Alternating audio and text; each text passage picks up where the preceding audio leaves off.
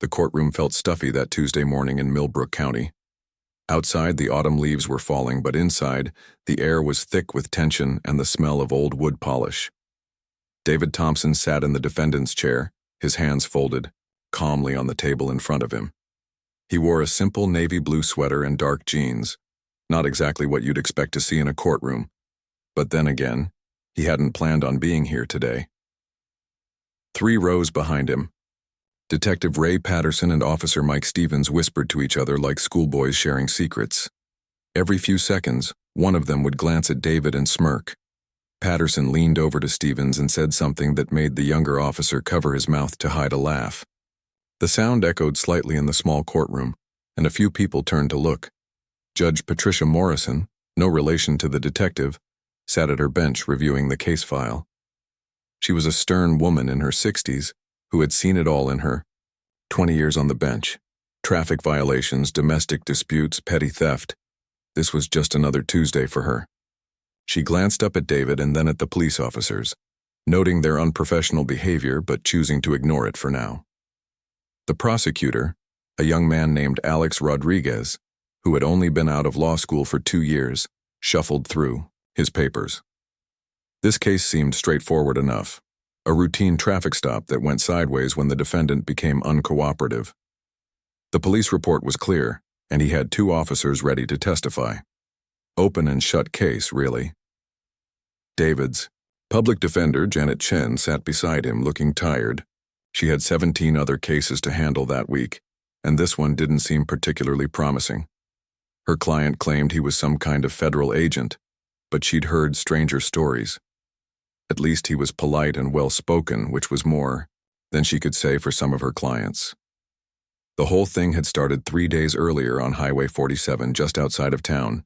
David had been driving back from what he called a work conference when Officer Stevens pulled him over. The blue and red lights had flashed in his rearview mirror around 9:30 p.m., and David had pulled over immediately, just like any law-abiding citizen would do. But according to the police report, things had gone downhill fast. Stevens claimed that David had been speeding, doing 55 in a 45 zone. When asked for his license and registration, David had supposedly become belligerent and uncooperative. The report stated that he had refused to follow simple commands and had made outlandish claims about his occupation and authority.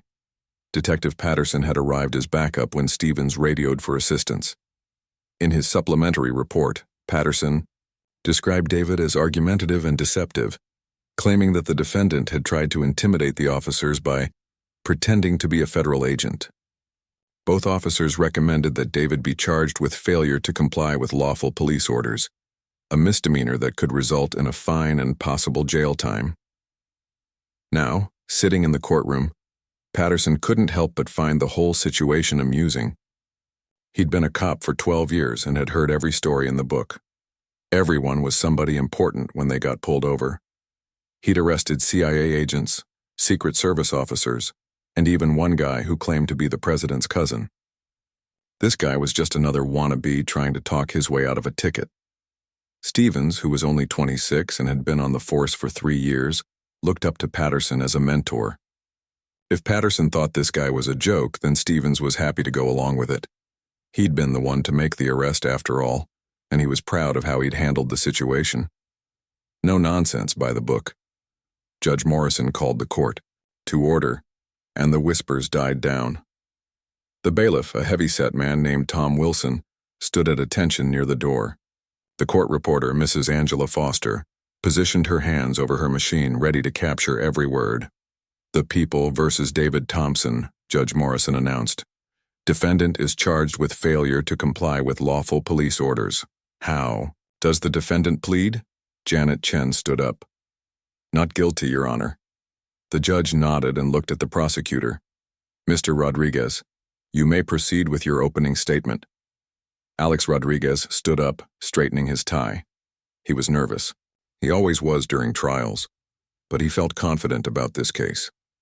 "Your Honor, the evidence will show that on the evening of October 15th, the defendant willfully disobeyed lawful orders from police officers during a routine traffic stop. When Officer Stevens attempted to conduct a normal traffic violation stop, Mr. Thompson became uncooperative and disruptive. Despite clear instructions from law enforcement, he refused to comply with simple requests and attempted to deceive the officers about his identity and occupation. Patterson nodded approvingly from the gallery. That's exactly what had happened, as far as he was concerned. This Thompson character had tried to pull a fast one, and now he was going to pay for it. David listened to the prosecutor's words without changing his expression. He'd been in enough courtrooms to know that the truth had a way of coming out even when things looked bad at first. He glanced at his attorney, who gave him a reassuring nod. Judge Morrison turned to Janet Chen. Ms. Chen, your opening statement? Janet stood up, looking at her notes. Your Honor, my client David Thompson is a law-abiding citizen who was simply trying to return home from a work conference when he was stopped by police. The evidence will show that he was cooperative and respectful throughout the encounter, and that any confusion arose from a simple misunderstanding about his profession and credentials. Mr. Thompson has served his community and his country with distinction, and he deserves to have his side of the story heard. Patterson rolled his eyes and whispered something to Stevens, who chuckled quietly. The judge shot them a warning look, and they straightened up, trying to look professional. The morning sun streamed through the tall windows of the courthouse, casting long shadows across the worn carpet. David sat quietly, watching the legal process unfold around him. He'd been in situations much more dangerous than this, but there was something particularly frustrating about being misunderstood and dismissed by people who were supposed to be on the same side of justice. He thought about his wife, Linda, who was probably at home wondering how his conference had gone. She didn't even know he'd been arrested yet. He'd been released on his own recognizance and had chosen not to worry her until after the hearing. If things went well today, maybe he'd never have to tell her about this embarrassing situation at all. The courtroom settled into the familiar rhythm of legal proceedings, with everyone playing their assigned roles in the drama that was about to unfold. Officer Stevens took the witness stand first, his uniform crisp and his badge gleaming under the courtroom lights. He placed his right hand on the Bible and swore to tell the truth, the whole truth, and nothing but the truth. At 26, Stevens still felt a rush of importance when testifying in court. This was why he became a cop, to serve justice and keep the community safe. Prosecutor Rodriguez approached the witness stand with confidence. Officer Stevens, please tell the court what happened on the evening of October 15th. Stevens cleared his throat and looked directly at the jury box, even though this was a bench trial with no jury. Old habits from training. I was patrolling Highway 47 around 9:30 p.m. when I observed a vehicle traveling at what appeared to be an excessive speed. I clocked the vehicle at 55 miles per hour in a 45-mile-per-hour zone using my radar gun. What did you do next? I activated my emergency lights and conducted a traffic stop. The vehicle pulled over immediately, which I noted was cooperative behavior initially. From the gallery, Detective Patterson nodded approvingly. So far, Stevens was sticking to the script they'd discussed. Please describe your interaction with the defendant. Stevens shifted slightly in his chair. I approached the driver's side window and identified myself as a police officer.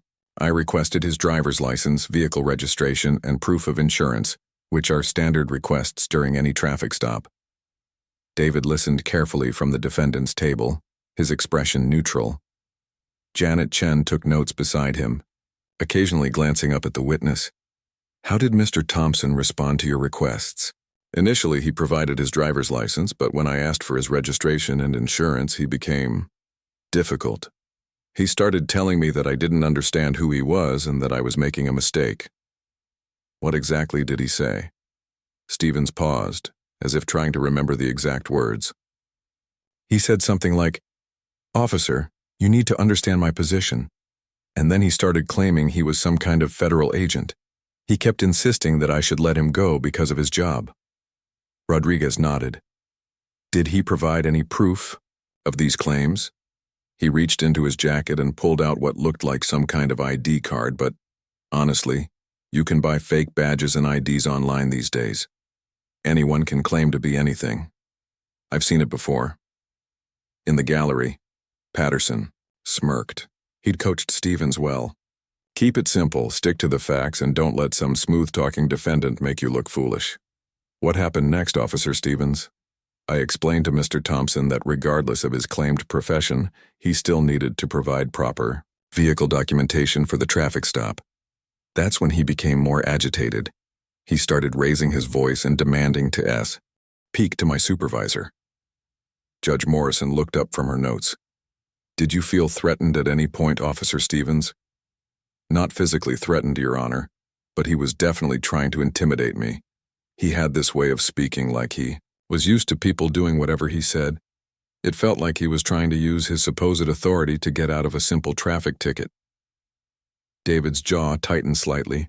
Janet Chen noticed and placed a calming hand on his arm. Rodriguez continued his questioning. What did you do when the defendant became uncooperative? I radioed for backup, which is standard procedure when a traffic stop becomes confrontational. Detective Patterson arrived within about 5 minutes. And then, Detective Patterson attempted to de-escalate the situation. He explained to Mr. Thompson that we just needed to complete the traffic stop procedure, but Thompson continued to be difficult. He kept insisting we were making a big mistake and that we'd be sorry. Patterson leaned forward in his seat, remembering that night. The guy had definitely been arrogant, acting like he was better than them. Did Detective Patterson's presence help calm the situation? Stevens shook his head. No. If anything, it made Thompson more agitated. He started demanding that we call the FBI, the state police, all sorts of agencies. Classic behavior of someone trying to bluff their way out of trouble. What was your final decision? After consulting with Detective Patterson, we determined that Mr. Thompson was being uncooperative with a lawful police investigation. We arrested him for failure to comply with police orders. Rodriguez walked back toward his table. No further questions, Your Honor. Judge Morrison looked at Janet Chen. Your witness, counselor. Janet stood up, gathering her thoughts. She'd handled dozens of cases like this, and she knew that police officers' testimony often painted defendants in the worst possible light. Her job was to find the holes in their story. Officer Stevens, you mentioned that my client initially pulled over immediately when you activated your emergency lights. Would you characterize that as cooperative behavior? Yes, ma'am. And he provided his driver's license when requested? Stevens shifted uncomfortably. Yes, but just yes or no, please. He provided his driver's license? Yes. You testified that he showed you some kind of identification when he claimed to be a federal agent. Did you examine this identification closely? Stevens hesitated. I looked at it briefly. Did you run it through any verification systems? No, ma'am. Like I said, fake IDs are easy to get. But you didn't actually verify whether it was fake or real, did you? Well, no, but so you simply assumed it was fake without checking? Rodriguez stood up. Objection. Argumentative. Judge Morrison nodded. Sustained. Rephrase your question, Ms. Chen. Janet tried a different approach. Officer Stevens, in your 3 years of experience, how many federal agents have you encountered during traffic stops? Stevens thought for a moment. None that I can recall. So you have no experience with what genuine federal credentials look like? I suppose not. Patterson's smile faded slightly. This wasn't going quite as smoothly as he'd hoped. Officer Stevens, you mentioned that my client was raising his voice. Can you be more specific about his behavior? He was speaking loudly and seemed frustrated. Would you say he was shouting, screaming, using profanity? Stevens paused. No, not exactly shouting. More like speaking firmly. Speaking firmly. And when someone speaks firmly to you, Officer Stevens, do you typically interpret that as grounds for arrest? When they're not complying with lawful orders, yes. What specific lawful order did my client fail to comply with? Stevens looked confused. Well, he wasn't cooperating with the traffic stop procedure. But he gave you his driver's license, correct? Yes. Did he ever refuse to exit the vehicle when asked? I don't recall asking him to exit the vehicle. Did he attempt to drive away? No. Did he become physically aggressive? No, but did he threaten you in any way? Stevens was beginning to sweat slightly. Not directly, no. Janet walked closer to the witness stand. Officer Stevens, isn't it true that my client's main offense was insisting that you contact your supervisor to verify his credentials? He was being difficult and uncooperative by asking you to verify his identity through proper channels? Rodriguez stood up again. Objection, Your Honor. Counsel is arguing with the witness. Judge Morrison looked thoughtful. I'll allow it. Please answer the question, Officer Stevens. Stevens looked back at Detective Patterson as if seeking support. Patterson's expression had grown more serious. I guess you could look at it that way, Stevens admitted reluctantly. Janet returned to her table, satisfied that she'd planted some seeds of doubt. The truth was beginning to emerge, even if slowly. Detective Patterson was next to testify, and he approached the witness stand with more confidence than Stevens had shown. As a 12-year veteran, he testified in court dozens of times and knew how to handle aggressive defense attorneys. After being sworn in, Patterson gave his account of the evening, largely corroborating Stevens's story but adding his own perspective as the senior officer on scene. Detective Patterson, Rodriguez asked, in your professional opinion, was Mr. Thompson being truthful about his claimed profession? Patterson leaned back slightly, projecting authority. In my 12 years of law enforcement, I've encountered numerous individuals who make false claims about their occupations when stopped by police. Based on Mr. Thompson's behavior and demeanor, I believed he was being deceptive. The seeds Janet had planted during Stevens's testimony seemed small compared to Patterson's confident assertions, but David remained calm, knowing that his moment would come. The courtroom had settled into a quiet tension as Janet Chen finished her cross-examination of Detective Patterson. The veteran officer had held his ground better than Stevens, but even he seemed less certain by the end of her questioning. Judge Morrison glanced at the clock. It was nearly noon, and she was considering a lunch break when Janet stood up again. Your Honor, the defense calls David Thompson to the stand. David rose from his chair with a calm confidence that hadn't wavered throughout the morning's proceedings. As he walked to the witness stand, Detective Patterson and Officer Stevens watched from the gallery. Patterson leaned over and whispered to Stevens, "Let's see what story he comes up with now." David placed his hand on the Bible and was sworn in. His voice was steady and clear as he promised to tell the truth. When he settled into the witness chair, he looked directly at Judge Morrison, then briefly scanned the courtroom. His gaze lingered for just a moment on the two officers before returning to his attorney. Janet approached the witness stand. Please state your name for the record. David Michael Thompson. Mr. Thompson, please tell the court what happened on the evening of October 15th. David took a breath and began his account. I was driving home from a 3-day law enforcement conference in the state capital. The conference had run later than expected, so I was on the road around 9:30 p.m. I was traveling on Highway 47, being careful to observe the speed limit because I was tired and wanted to get home safely. His voice carried a natural authority that filled the courtroom. Even the court reporter looked up from her machine for a moment, struck by his composed demeanor. What happened when you saw the police lights behind you? I immediately pulled over to the shoulder and turned off my engine. I kept my hands visible on the steering wheel and waited for the officer to approach. This is standard procedure that any law enforcement professional would follow. Detective Patterson shifted uncomfortably in his seat. Something about Thompson's manner of speaking was different from what he remembered. Please describe your interaction with Officer Stevens. David's account was measured and precise. Officer Stevens approached my vehicle and identified himself. He asked for my driver's license, registration, and insurance. I immediately provided my driver's license and explained that I would need to reach into my glove compartment for the registration and insurance documents. What happened next? As I was reaching for the documents, Officer Stevens seemed to become suspicious of my movements. I explained that I was a federal law enforcement officer returning from an official conference, and I showed him my credentials. To clarify the situation, Janet nodded. How did Officer Stevens respond to seeing your credentials? He barely glanced at them. He said something about fake IDs being easy to obtain and dismissed my credentials without any attempt at verification. I explained that he could easily verify my identity by contacting the regional FBI office or checking with his supervisor. In the gallery, Stevens felt his stomach drop.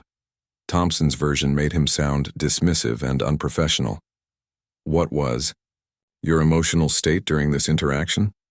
David considered the question carefully. I was frustrated, but I remained professional. I've been in law enforcement for 15 years, and I understand that officers need to be cautious. However, I also know that proper procedure includes verifying credentials when someone identifies themselves as a fellow law enforcement officer. Did you raise your voice or become aggressive? I spoke firmly because I could see the situation was escalating unnecessarily. When you're trying to prevent a misunderstanding from becoming a serious incident, sometimes you need to speak with authority. But I never raised my voice in anger or became threatening. Judge Morrison leaned forward slightly. She was beginning to see this case in a new light. Mr. Thompson, you mentioned that you're in law enforcement. Can you be more specific about your position? David looked directly at the judge. Your Honor, I am a special agent in charge with the Federal Bureau of Investigation. I oversee operations for 3 field offices in this region, including coordination with local law enforcement agencies. The courtroom went dead silent. Detective Patterson's face went pale, and Officer Stevens looked like he might be sick. Even the bailiff, who had been half dozing in his chair, sat up straight. Janet continued her questioning, her voice steady despite the bombshell her client had just dropped. How long have you held this position? I was promoted to special agent in charge 3 years ago. Before that, I spent 12 years as a field agent, including 4 years with the Joint Terrorism Task Force and 3 years in white-collar crime investigation. Prosecutor Rodriguez was frantically shuffling through his papers, looking for any indication that he'd missed something crucial in the case file. There was nothing there about Thompson's actual profession. Mr. Thompson, what was the nature of the conference you were returning from? It was a tri-state law enforcement summit focusing on interstate crime cooperation. I was one of the keynote speakers, discussing federal and local partnership protocols. Ironically, one of my presentations was about building trust and communication between different levels of law enforcement. Detective Patterson felt like the floor was falling out from under him. If Thompson was telling the truth, and his calm, detailed testimony was certainly convincing, then they had just arrested one of the most powerful law enforcement officials in the region. Did you attempt to provide proof of your attendance at this conference? I offered to show Officer Stevens my conference materials, including my speaker badge and the agenda with my name listed as a presenter. I also offered to have someone from the conference call to verify my attendance. All of these offers were dismissed. Judge Morrison was now taking extensive notes. This was unlike any case she'd handled in her 20 years on the bench. Mr. Thompson, why didn't you simply accept the traffic citation and resolve this matter later? David's expression grew more serious. Your Honor, there are several reasons. First, I wasn't actually speeding. I've been driving professionally for years, and I'm very conscious of speed limits, especially when I'm tired. Second, when a federal law enforcement officer is arrested, it becomes a matter of official record that can affect security clearances and career prospects. But most importantly, the way this situation was handled represents exactly the kind of breakdown in police community relations that my department works to prevent. The weight of his words settled over the courtroom like a heavy blanket. Officer Stevens was now staring at his hands, and Detective Patterson looked like he wanted to disappear. Janet walked back toward her table. Mr. Thompson, do you have, any documentation with you today that can verify your identity and position? Yes, ma'am. I have my official FBI credentials, my conference materials, and my business cards. I also have contact information for my supervisor at the regional office who can verify everything I've testified to today. Your Honor, Janet said, turning to Judge Morrison, I'd like to present these items as evidence. As David reached into his jacket to retrieve his credentials, Detective Patterson felt his career flashing before his eyes. 12 years of service, a clean record, and now this. If Thompson really was who he claimed to be, Patterson knew he was in serious trouble. The bailiff approached the witness stand to collect the documents. As he handed them to Judge Morrison, The official FBI seal was clearly visible on the credentials. The judge examined them carefully, her expression growing more grave by the moment. "Mr. Thompson," Judge Morrison said, looking up from the documents, "these appear to be genuine federal credentials. Can you provide a contact number for verification?" David recited his supervisor's direct phone number from memory. "Assistant Director Catherine Walsh, Regional Operations. She'll be in her office until 5 p.m. today." The courtroom was so quiet you could hear the old building settling. Prosecutor Rodriguez knew his case was falling apart, but he wasn't sure how to proceed. He'd never had a situation quite like this. Judge Morrison set the credentials down on her bench. "Mr. Thompson, assuming these credentials are verified, why do you think this misunderstanding occurred?" David chose his words carefully. "Your Honor, I believe this situation arose from a combination of factors. Officer Stevens is young and inexperienced, and he may not have encountered federal credentials before. Detective Patterson, as the senior officer, made assumptions based on incomplete information. However, I also believe that unconscious bias may have played a role in how quickly my credentials were dismissed, and how the situation escalated." The last statement hung in the air like smoke. David hadn't directly accused anyone of racial profiling, but the implication was clear to everyone in the courtroom. Officer Stevens finally looked up from his hands, and for the first time, he really saw David Thompson. Not as a difficult defendant or a wannabe authority figure, but as a fellow law enforcement officer who had been treated with suspicion and disrespect. The realization hit him like a physical blow. Detective Patterson was running through every interaction he'd had with Thompson, trying to remember exactly what he'd said and done. The jokes he'd made with Stevens, the eye-rolling, the dismissive comments, all of it now seemed not just unprofessional, but potentially career-ending. Judge Morrison was faced with a decision unlike any she'd encountered in her judicial career. The case before her was no longer just about a traffic stop gone wrong. It had become a window into larger issues of trust, authority, and justice in the American legal system. Judge Morrison set down David Thompson's credentials and looked around the courtroom. The atmosphere had completely changed from the routine traffic case she'd expected to handle that morning. Now she was dealing with what could become a significant incident involving federal law enforcement and local police relations. "Mr. Rodriguez," she said, addressing the prosecutor, "given what we've just heard, how does the state wish to proceed?" "Alex." Rodriguez stood up slowly, his face flushed with embarrassment. In his 2 years as a prosecutor, he'd never encountered anything like this. He looked at his case file, then at David Thompson, then back at the judge. The confidence he'd felt that morning had completely evaporated. "Your Honor, I request a brief recess to consult with my supervisor and to verify Mr. Thompson's credentials." Judge Morrison nodded. "Before we recess, I'm going to make that verification call myself." She picked up her phone and dialed the number David had provided. The courtroom waited in tense silence as the call connected. "Assistant Director Walsh, this is Judge Patricia Morrison from Millbrook County Court. I have a gentleman here claiming to be Special Agent in Charge David Thompson from your office. Can you verify his identity and position?" Everyone in the courtroom could hear the muffled voice on the other end of the line, though they couldn't make out the words. Judge Morrison's expression grew more serious as the conversation continued. "Yes, I understand.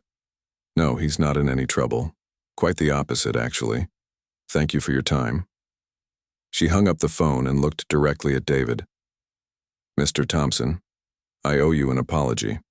Assistant Director Walsh confirmed your identity and position. She also mentioned that you were indeed the keynote speaker at the law enforcement conference this week, and that you're highly respected in federal law enforcement circles." Detective Patterson felt like he was going to be sick. Officer Stevens had gone completely pale and was gripping the edge of the bench in front of him. Judge Morrison continued, "She also asked me to tell you that there are some urgent matters requiring your attention back at the office." David nodded. "Thank you, Your Honor. I appreciate you taking the time to make that verification." The judge turned to Prosecutor Rodriguez. Mr. Rodriguez, I assume the state will be dropping all charges? Rodriguez stood up again, his hands shaking slightly. Yes, Your Honor. The state moves to dismiss all charges against Mr. Thompson with prejudice. Motion granted. Judge Morrison banged her gavel, but instead of ending the proceedings, she continued. However, before we conclude today's session, I want to address what happened here. She looked directly at Detective Patterson and Officer Stevens. Gentlemen, would you please approach the bench? The two officers walked forward reluctantly, their footsteps echoing in the quiet courtroom. They stood before the judge like schoolchildren, called to the principal's office. Detective Patterson, Officer Stevens, what occurred here today is deeply troubling. You arrested a federal law enforcement officer based on what appears to be nothing more than your own assumptions and prejudices. Worse, your behavior in my courtroom has been unprofessional and disrespectful. Detective Patterson tried to speak. Your Honor, we were just doing our jobs. No, Judge Morrison cut him off. Doing your job would have involved properly verifying Mr. Thompson's credentials when he presented them. Doing your job would have meant treating a fellow law enforcement officer with professional respect. What you did was make assumptions and then refuse to consider that you might be wrong. Officer Stevens finally found his voice. Your Honor, I made a mistake. I should have checked his credentials properly. Judge Morrison's expression softened slightly toward the younger officer. Officer Stevens, you're young and relatively inexperienced. Mistakes are part of learning. But Detective Patterson, you're a 12-year veteran. You should have known better. And you should have guided your junior officer properly. She turned to address the entire courtroom. What happened here today reflects a serious breakdown in professional conduct and judgment. Mr. Thompson, you have been the victim of an injustice, and I want to ensure that appropriate action is taken. David stood up. Your Honor, if I may address the court? Please do, Mr. Thompson. David walked to the center of the courtroom, positioning himself where he could see everyone, the judge, the officers, the prosecutor, and the few members of the public who had been watching the proceedings. Your Honor, what happened to me 3 nights ago and what I witnessed here today are exactly the kinds of incidents that erode trust between law enforcement and the communities we serve. Detective Patterson and Officer Stevens made assumptions about me based on incomplete information and, frankly, probably based on what I look like rather than who I am. Detective Patterson winced at the indirect but clear reference to racial profiling. David continued, However, I also recognize that policing is a difficult job, and officers make split-second decisions under pressure. What concerns me more than the initial traffic stop is what happened afterward, the refusal to verify my credentials, the dismissive attitude, and the unprofessional behavior I witnessed in this courtroom. He looked directly at Officer Stevens. Officer Stevens, you're early in your career. You have an opportunity to learn from this experience and become a better police officer. The question is whether you'll take that opportunity or whether you'll let senior officers like Detective Patterson teach you that arrogance and assumptions are acceptable. Stevens nodded, his eyes downcast. Yes, sir, I understand. David then turned to Detective Patterson. Detective, in my position, I work with local law enforcement agencies across 3 states. I've seen departments that have earned the trust and respect of their communities, and I've seen departments that haven't. The difference usually comes down to accountability and willingness to acknowledge when mistakes are made. Patterson's jaw was tight, but he nodded slightly. What I'm going to do, David continued, is not file a complaint with Internal Affairs or pursue any federal civil rights action. Instead, I'm going to use this as a teaching moment. I'm going to contact Police Chief Williams and suggest that your department might benefit from some additional training on community relations and proper procedures for interacting with federal law enforcement. Judge Morrison was impressed by David's measured response. Many people in his position would have been demanding heads to roll. Furthermore, David said, I'm willing to participate in that training personally, not to embarrass anyone, but to help prevent future incidents like this one. The courtroom was silent as everyone absorbed the weight of David's words. Here was a man who had been wrongfully arrested, mocked, and disrespected, and he was responding with an offer to help rather than demands for punishment. Prosecutor Rodriguez finally found his voice. Mr. Thompson, on behalf of the state, I want to apologize for bringing these charges. I should have investigated more thoroughly before proceeding. David nodded. Mr. Rodriguez, you were working with the information you had. The real issue is with the quality of that information and the investigation that produced it. Judge Morrison leaned forward. Mr. Thompson, your response to this situation is commendable, but I want to be clear that what happened here was unacceptable. Detective Patterson, Officer Stevens, I'm ordering both of you to report to your chief immediately after these proceedings and inform him of what transpired here today. Yes, Your Honor, both officers replied in unison. Additionally, I'm going to be writing a letter to Chief Williams detailing my observations of this case and my concerns about the conduct of his officers. Detective Patterson knew his career was about to take a serious hit. 12 years of service and now this. But as he looked at David Thompson, really looked at him for the first time, he began to understand the magnitude of what had happened. Officer, Stevens was thinking about his future in law enforcement. He'd joined the police force because he wanted to help people and make his community safer. Somehow, in just 3 years, he'd gotten caught up in the cynical attitudes and assumptions that seemed to infect so many officers. Maybe this was his chance to get back on the right track. The court reporter, Mrs. Foster, had been typing furiously to capture every word of this extraordinary proceedings. In her 15 years of court reporting, she'd never seen anything quite like this. As the session began to wind down, David gathered his credentials and prepared to leave. But the real consequences of this morning's events were just beginning to unfold. Within hours, word would spread through the local law enforcement community, and by evening it would reach the state level. The story of the FBI boss who was arrested by local cops would become a cautionary tale told in police academies and federal training centers for years to come. The sun was setting over Millbrook County as Chief of Police Robert Williams sat behind his desk, staring at the letter that had arrived from Judge Morrison earlier that afternoon. He'd read it 3 times, and each time it seemed more unbelievable. His phone had been ringing nonstop since word got out about what happened in court that morning. Detective Patterson and Officer Stevens sat in the chairs across from his desk, both looking like they'd rather be anywhere else in the world. Williams had been police chief for 8 years, and in that time he'd dealt with plenty of problems. Budget cuts, staffing shortages, community complaints. But nothing quite like this. Let me make sure I understand this correctly, Chief Williams said, setting the letter down. You two arrested a federal agent. Not just any federal agent, but a special agent in charge of the FBI. And instead of verifying his credentials when he showed them to you, you assumed they were fake and proceeded with the arrest. Patterson shifted uncomfortably in his chair. Chief, at the time it seemed like what, Ray? Like a good idea to ignore proper procedure? Like it was smart to dismiss credentials without verification? Officer Stevens spoke up quietly. Chief, I take full responsibility. I was the arresting officer. I should have handled it better. Chief Williams looked at the young officer with a mixture of disappointment and sympathy. Stevens was a good kid, who had gotten caught up in Patterson's bad example. Patterson, on the other hand, was a different story. Mike, I appreciate you taking responsibility, but this goes beyond one traffic stop. Ray, you're a 12-year veteran. You were supposed to be mentoring Officer Stevens, not teaching him to be arrogant and dismissive. The phone rang again, and Williams ignored it. It had been ringing all day.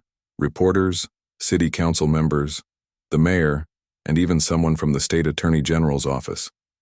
The story was spreading fast, and Millbrook County was about to become famous for all the wrong reasons.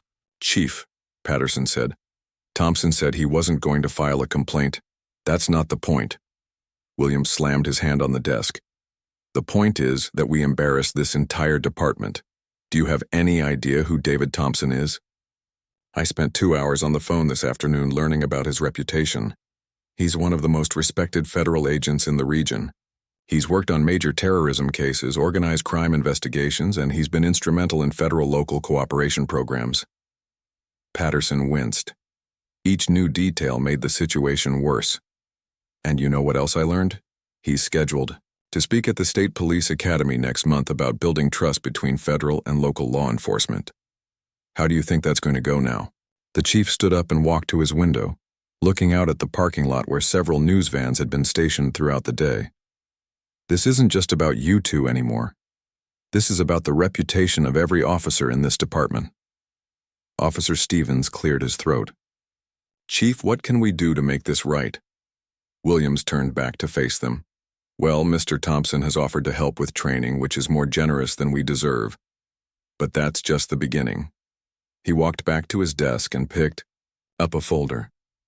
Ray, you're being suspended for 2 weeks without pay, and when you come back, you're going on probation for 6 months. You'll also be attending sensitivity training and community relations courses. Patterson's face flushed red. Chief, I've been with this department for 12 years. And in those 12 years, you should have learned better judgment. Mike, you're getting a formal reprimand and mandatory training, but I'm not suspending you because I think you can learn from this. Stevens nodded. Yes, sir, I understand. Both of you will be attending the training session that Mr. Thompson is going to conduct for our department. And Ray, you're going to apologize to him personally in front of the entire department. The room fell silent except for the ticking of the old clock on the wall. Outside, Williams could see that the news crews were still there, waiting for any new developments, Chief, Patterson said quietly. Is my career over? Williams looked at him for a long moment. That depends on you, Ray. You can either learn from this and become a better officer, or you can let your pride get in the way and make more mistakes. The choice is yours. Meanwhile, across town, David Thompson was in his home office, finally able to call his wife Linda and explain what had happened. She listened in shocked silence as he described the traffic stop, the arrest, and the court proceedings. David, are you okay? This must have been so humiliating. David leaned back in his chair, looking tired for the first time all day. It was frustrating, but it also opened my eyes to some things. If this happened to me, someone with credentials, authority, and resources, imagine what happens to regular citizens who get caught up in similar situations. Linda understood immediately. Her husband had always been passionate about justice and fairness, which is why he'd chosen law enforcement as a career. What are you going to do about it? Well, I've already spoken with Assistant Director Walsh. We're going to use this as a case study in our regional training programs, and I'm going to work with Chief Williams to develop better protocols for his department. The next morning, David walked into the Millbrook Police Department for a meeting with Chief Williams. Officers throughout the building stopped what they were doing to watch him pass. Word had spread quickly about who he was and what had happened. Chief Williams met him at the front desk personally, extending his hand. Mr. Thompson, I can't tell you how sorry I am about what happened. This department failed you, and we failed. The community we're supposed to serve. David shook his hand. Chief Williams, I appreciate that. What matters now is what we do going forward. They walked to Williams' office, passing Detective Patterson's empty desk. The detective was home serving his suspension, probably watching the news coverage and wondering what his future held. I've been thinking about your offer to help with training, Chief Williams said as they sat down. We need it, obviously, but I want to make sure we do this right. David nodded. I've dealt with situations like this before in other jurisdictions. The key is to focus on systemic changes, not just individual punishment. Your officers need to understand not just what went wrong, but why it went wrong. Over the next hour, they outlined a comprehensive training program that would address bias recognition, proper verification procedures, federal-local cooperation protocols, and community relations. David also suggested bringing in officers from other departments who had successfully implemented similar reforms. There's one more thing, David said as their meeting was wrapping up. I want Officer Stevens to be part of the training development process. He's young enough that these lessons can really stick, and he showed genuine remorse for what happened. Chief Williams was surprised. You want the officer who arrested you to help design the training? People learn best when they're part of the solution, not just the problem. Stevens made a mistake, but he's coachable. Patterson, Well, we'll see about Patterson. 3 weeks later, the Millbrook Police Department held its first community relations and bias recognition training session. David Thompson stood at the front of the room, addressing an audience of police officers, city officials, and community leaders. Officer Stevens sat in the front row taking detailed notes. Detective Patterson, back from his suspension, sat in the middle of the room with his arms crossed, his expression unreadable. 3 weeks ago, David began, I was arrested by 2 officers from this department. Today I'm here not to embarrass anyone or to point fingers, but to help ensure that what happened to me doesn't happen to anyone else. He clicked to his first slide, which showed a photo of a traffic stop. Let's talk about assumptions, verification, procedures, and what it means to serve and protect all members of our community. As David spoke, something remarkable began to happen. Officers who had initially been defensive started to engage with the material. They asked questions, shared their own experiences, and began to understand how their actions affected community. Trust. Officer Stevens raised his hand. Mr. Thompson, what would you say to officers who are worried about being too cautious? Sometimes in this job, hesitation can be dangerous. David smiled. That's an excellent question, Officer Stevens. There's a difference between being appropriately cautious and making assumptions based on bias. Proper verification procedures actually make you safer, not more vulnerable. Detective Patterson remained silent throughout most of the session, but near the end he stood up. Mr. Thompson, I owe you an apology, not just for the arrest, but for my attitude and behavior afterward. I let my pride and assumptions cloud my judgment, and that's not the kind of officer I want to be. The room was quiet as Patterson continued. I've been thinking a lot about this over the past few weeks. If I treated a federal agent this way, how many regular citizens have I treated poorly without even realizing it? David nodded respectfully. Detective Patterson, acknowledging that is the first step toward change. And that's what this is all about. Change, growth, and becoming better at serving our communities. 6 months later, the Millbrook Police Department reported a significant improvement in community relations. Complaints against officers had dropped by 60%, and community trust surveys showed marked improvement. Officer Stevens had been promoted to detective and was leading the department's new community outreach program. Detective Patterson had completed his probation and had become one of the most vocal advocates for the new training protocols. He often told the story of David Thompson's arrest to new recruits, using it as an example of how assumptions and pride could derail a career and damage community trust. David Thompson went on to speak at police academies and law enforcement conferences across the country, sharing the story of what happened in Millbrook County. The incident became a case study in police training programs, demonstrating both how things could go wrong and how they could be made right. The most important lesson, David would tell his audiences, wasn't about the arrest itself. It was about what came after. The choice between defensiveness and growth, between protecting egos and protecting communities. In Millbrook County, they had chosen growth, and both the police department and the community were stronger for it.